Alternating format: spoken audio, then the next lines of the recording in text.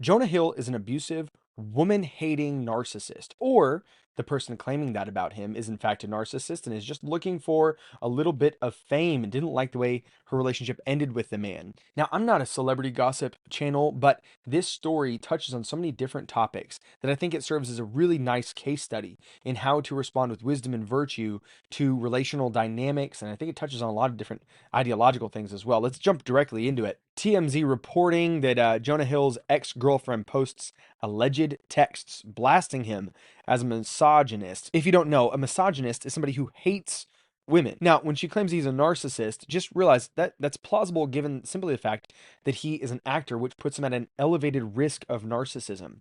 But as you go through these texts, you won't see any narcissism in it, but that doesn't mean that he isn't one. One thing about narcissists is that they are incredibly manipulative, and so therefore there may not be a text thread that perfectly encapsulates his narcissism. So evidence, or rather I should say absence of evidence, is not evidence of absence. That said, the fact that she's saved these texts for years and is now posting them for social media clout really draws into question pretty much any of her conclusions. First, let's go to his, let's say, sort of like a statement of demands. Rather, these are really just his standards. In order to be in a relationship with him, he has some standards, and they're entirely reasonable. He says, plain and simple, if you need any of the following, I am not the right partner for you. But listen to this. Does this sound like an abusive person or, let's say, a woman-hating person? If these things bring you to a place of happiness, I support it. And there will be no hard feelings. These are my boundaries for romantic partnership. My boundaries with you are based on ways these actions have hurt our trust. She has committed these things. She's done these things, and it has ruined his trust. There's going to be a lot here that she's intentionally leaving out. In fact, as we go through all of them, not one time do you see one of her replies. In fact, if you look at this picture here to the left, you see that she's intentionally clipped it so you can't see anything that she's said in reply. But this line really adds a lot of context that things have happened in their relationship that have broken down his trust of her, and yet it seems like he's trying to make it work. He says, if you need to have a boundaryless, inappropriate friendship with other men, which I guess he is including as surfing with them, then they can't be in a relationship. I mean, obviously, this is the case. Listen, if you have a partner, a boyfriend, a girlfriend that wants to have an inappropriately close relationship with somebody of the opposite sex, that is obviously a red flag. It's not a red flag. It's like a black flag. Like that's it. It's an exit. If they're going to rely on their like guy best friend, dude, dump her. She needs to not be in that kind of a relationship. And we all know that guys and girls, 99% of the time, can't actually have a close relationship. Even whenever it doesn't feel like there's a spark between them, if you keep fostering that relationship, one of the two partners will go through, one of the two friends will go through a difficult time, and there will always be that open door to the possibility of more. It is definitely inappropriate to have that kind of a close friendship. The next three go together. He doesn't want her to model, to post pictures of herself, in a bathing suit. He just did something that we're not supposed to do as a civilization. We're never supposed to talk about bikinis. See, we've all collectively agreed that the emperor has no clothes in this situation, and we've just agreed to never, ever, ever talk about it. It's a pretty common trope, for a teenager to make a comment sort of justifying inappropriately immodest clothes that they cover more than their bathing suit does. The argument there being something like, a bathing suit is considered appropriate. This covers up the same or more than a bathing suit. Therefore, this is appropriate. And we all know that they're reaching the wrong conclusion, but their logic is flawless. The only problem is that the premise that it's appropriate to wear a bikini is what's wrong. We're obviously all supposed to be like, no, it's totally cool. You can just wear a bra in public and panties in public because you're swimming. That makes sense. The fact of the matter is that bikinis turn women's bodies into objects to be ogled by undisciplined, lustful men. So he says he doesn't want her putting pictures up of herself on Instagram like that. Keep in mind, she has over 100,000 followers on Instagram. So he's saying, yeah, could you not intentionally draw the lustful gazes of tens of thousands of men? Yeah, that's not misogynistic. That's not abusive. He says, I don't want you to post sexual pictures either.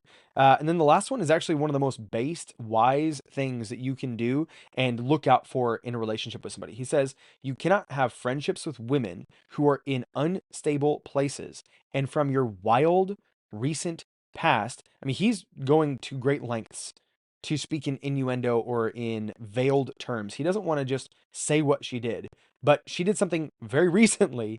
And he says, beyond getting, coffee or something respectful. So you can hang out with them here and there, but I don't want you relying on or being in tight community with somebody who just drug you into and is maybe tempting you back into a wild and destructive life pattern. Again, entirely reasonable. Sarah has thrown up several text messages that she attributes to Jonah, and if they are to be believed, it appears he was often concerned or upset with her posting photos of herself. Now, if you don't click and look carefully, the idea is like, don't show yourself online. No. He didn't say don't show yourself. He said, don't show your near naked body. You can hop on her IG story and see for yourself the full characterization she's putting out there. But the bottom line, it doesn't make Jonah look good at all. I mean, that's just spin, my friend. He's looking fantastic so far. Sarah suggests Jonah was manipulative and controlling in their relationship. Let's see if she substantiates that further. He's replying to himself where he says something like he agrees with everything that she had said previously, but he's not comfortable with her posting bathing suit pictures at the moment. And he says, nor may I ever be with a partner. I reserve that right and I'm open about it. As he should be. It is perfectly fine to say that. He says, we'll respect you either way, but these are my boundaries. What an abusive jerk. Here, we're not sure what he's talking about, but it just says it is constant. So whatever behavior she's engaging in, it's consistent and going on over and over again. He says, I respect your skill and your surfing. I respect how you want to present yourself. I respect that you're hot and beautiful. And I respect however you want to live. But I also respect myself. Goodness gracious, when will this woman hatred end? So celebrate yourself. And please live however you please. Man, I don't know how she lived with this for so long. This one here, it gets a little bit spicier with some expletives. As a rule, men, you should be so disciplined with your mind that you can control your tongue. James says the tongue is like a tiny little flame that can set your entire life on fire. What that means in this context is don't cuss at women. He tells her, take some accountability and operate with respect. It is that simple because I'm tired of your attitude towards surf culture. That contest and that place because I deserve respect, period. It sounds like she's using surf culture as an excuse for her behavior. He says, I have been more than patient and then stuff like this is still here. F the contest, F that place, F not respecting me and always in every situation within surf culture, or you don't get it. And you don't get me. It's hurtful and it's unacceptable to me. Get it? I don't know if you get it or care or give a crap about that crap. More, anyways.